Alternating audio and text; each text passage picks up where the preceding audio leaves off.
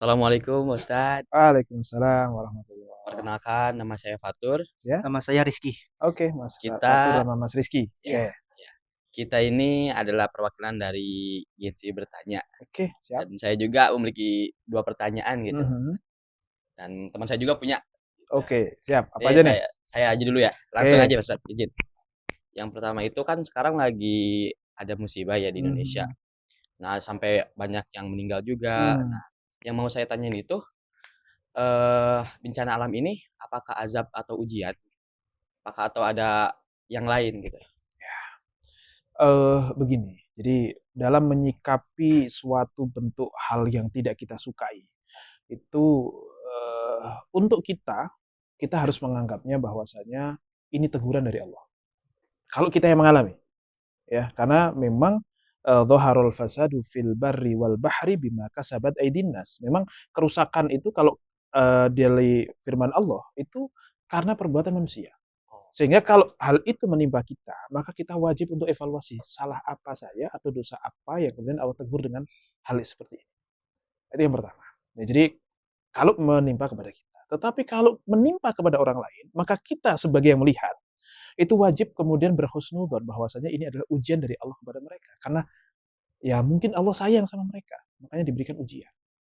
Tapi kita tidak bisa memastikan apakah itu ujian atau itu azab. Ya, karena bisa jadi itu malah buat jadi istidraj untuk kita. Kebetulan saya yang memegang kekuasaan, hak-hak lahan misalnya, saya yang memberikan izin supaya ditebangin, saya tapi malah nggak kena adab. Bisa jadi malah itu istidraj untuk saya. Yang kena adab ke orang lain berarti saya aman dong. Itu kan malah istidraj kan? Itu ngeri. Nah, ini makanya kita sebagai muslim melihat orang yang sedang terkena musibah ini, maka harus tetap simpati, empati, evaluasi diri, gitu ya. Ya Allah, diingatkan dengan orang lain yang diberikan ujian, dan semoga orang-orang yang terkena ujian itu mendapatkan peningkatan derajat, penghapusan dosa, dan lain sebagainya. Nah, jangan sampai sebaliknya.